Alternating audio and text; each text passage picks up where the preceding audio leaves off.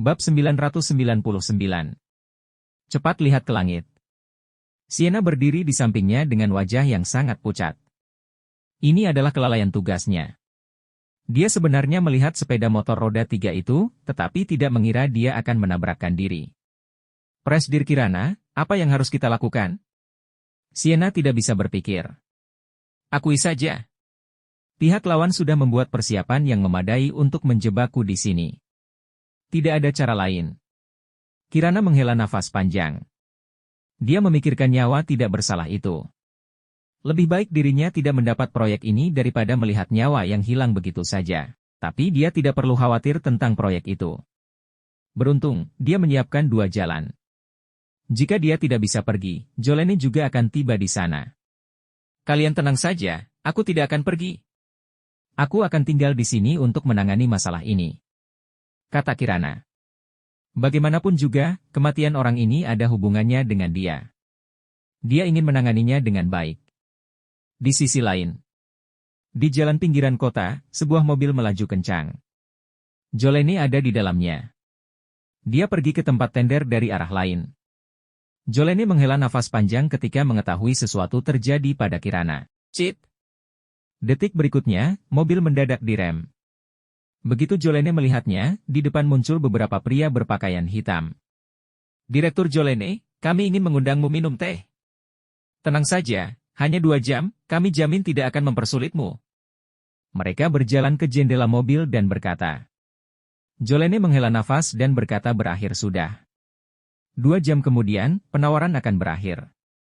Ini jelas ditujukan padanya. Gerakannya begitu tersembunyi, bagaimana bisa mereka mengetahuinya? Dia sudah dihentikan, tidak ada pilihan lain. Jolene hanya bisa pergi minum teh. Kirana, aku juga tidak ada pilihan. Tempat tender. Semua eksekutif tinggi Logan Group telah berkumpul. Serhan Mathis, Linda Kaloka dan yang lain gembira tampak seperti sudah memenangi proyek ini.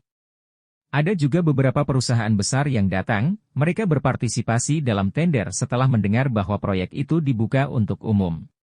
Serhan Mathis memandang orang-orang ini dan berkata dengan dingin, dengar, proyek ini milik Logan Group kami. Siapapun yang berani menawar berarti melawan Logan Group, maka hanya akan mati. Di depan semua orang, begitu mendominasi. Tetapi semua orang tidak berdaya, karena ini adalah Logan Group. Dalam pertemuan tender hari ini, mereka hanya pengisi jumlah kekosongan. Presiden Serhan, Wakil Presiden Linda, Kirana dan Jolene sudah ditangani. Mereka tidak bisa datang untuk menawar. Seorang asisten datang untuk melapor. Serhan Mathis dan Linda Kaloka menunjukkan senyum sukses. Hanya sebuah Jordan Group? Mencoba bersaing dengan mereka? Itu hanya mimpi orang bodoh. Oh ya, apa sisanya sudah dibersihkan? Linda Kaloka bertanya. Jangan khawatir, semuanya ditangani dengan bersih. Logan Group tidak memiliki andil dalam kecelakaan itu. Selain itu, kami telah memblokir semua jalan, tidak mungkin bagi orang Jordan Group lainnya untuk datang. Asisten itu terkekeh. Linda Kaloka berkata dengan bangga, mengapa sekarang aku berharap ada orang dari Jordan Group yang bisa hadir, dengan begitu kita tidak akan kesepian. Tapi sayang sekali, Jordan Group terlalu tidak kompeten, bahkan berhalangan untuk hadir, bagaimana mereka bisa bersaing dengan kita? Serhan Mathis tertawa, itu benar, Jordan Group terlalu lemah. Cepat atau lambat, akan ditelan oleh kita. Pada saat ini, Joan Nugroho, orang yang bertanggung jawab atas proyek tersebut, datang. Presiden Serhan, Wakil Presiden Linda, sebentar lagi akan dimulai, kita bisa masuk sekarang. Serhan Mathis tertawa, aku sedang menunggu Jordan Group. Presiden Serhan, sejujurnya, Jordan Group menemui kendala dalam perjalanan, mereka tidak bisa menghadiri tender hari ini. Silakan masuk. Joan Nugroho memimpin jalan di depan. Tudurururu. Tepat saat itu, dari udara terdengar suara raungan besar, seperti bunyi gemuruh. Cepat lihat ke langit, cepat lihat. Seseorang berseru. Bab 1000. Turun dari langit. Tudurururu. Suara di udara terdengar semakin keras, seperti bunyi gemuruh. Semua orang mendongak ke langit, terlihat beberapa helikopter pribadi melayang di udara. Semua orang terkejut ketika melihat kata-kata yang tertulis di helikopter tersebut. Jordan Group? Semua orang tercengang. Karena helikopter tertulis nama Jordan Group, bukankah itu artinya dari Jordan Group? Setelah Serhan Mathis dan Linda Kaloka saling memandang, mereka terkejut. Mereka memblokir semua jalan Jordan Group untuk datang ke tempat tender, memastikan Jordan Group tidak akan bisa sampai ke sini. Tapi mereka tidak pernah membayangkan Jordan Group masih bisa datang dengan turun dari langit. Tudurururu. Helikopter berputar lalu mendarat, gelombang angin yang ditimbulkan baling-baling menyapu penonton. Serhan Mathis, Linda Kaloka dan yang lainnya tertiup hingga muka penuh debu. Semua orang terpaksa mundur karena gelombang angin, dan mulai bersembunyi. Terutama Serhan Mathis dan orang-orangnya, yang menyandang gelar garis keturunan bangsawan, berlari lebih cepat dari siapapun, bahkan berguling dan merangkak. Jika jalan terlalu lambat, mungkin akan kehilangan nyawa mereka. Datang dari langit, hal yang tidak pernah mereka pikirkan. Mereka dapat memblokir setiap jalan di darat. Hanya tidak menyangka Jordan Group akan memiliki helikopter pribadi yang datang dari langit.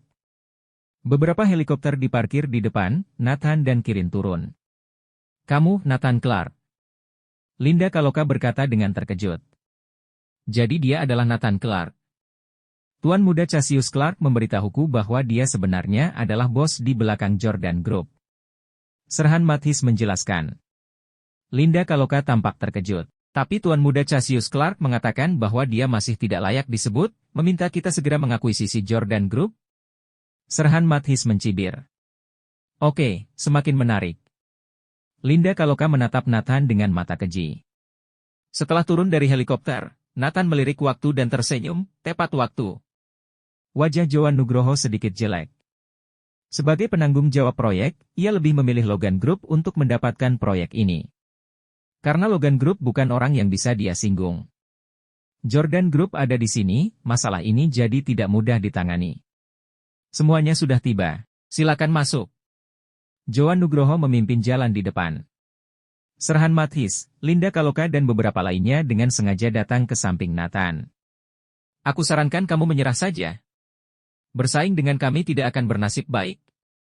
Kamu sama sekali tidak tahu kekuatan dan latar belakang Logan Group. Serhan Mathis mencibir. Linda Kaloka menimpali, lagi pula, tidak berapa lama lagi Jordan Group menjadi milik kita. Apa yang kamu perjuangkan? Melihat tatapan menghina Nathan, Linda Kaloka menahan amarahnya dan berkata, lebih baik menyerah lebih awal. Kamu adalah bos dari Jordan Group, kamu memang kuat, tetapi jangan berpikir bahwa kamu tak terkalahkan. Di mata tokoh besar sejati, kamu tetap seekor semut. Dunia ini lebih besar dari yang kamu bayangkan. Serhan Mathis menambahkan, aku dengar kamu meremehkan keluarga Clark. Haha, kamu terlalu naif. Kamu tidak dapat membayangkan puncak gunung es keluarga Clark. Anak muda, lihatlah kenyataan, jangan seperti katak dalam tempurung. Nathan tertawa, memandang Linda Kaloka dan Serhan Mathis dengan jijik. Begitu sampai di pintu masuk, Nathan tiba-tiba berkata, baiklah, kalian berhenti di sini. Tidak perlu masuk. Apa? Linda Kaloka dan Serhan Mathis terkejut dan menatap Nathan dengan tidak percaya. Kamu tidak membiarkan kami masuk? Linda Kaloka bertanya. Johan Nugroho juga terkejut. Dia saja tidak memiliki hak itu.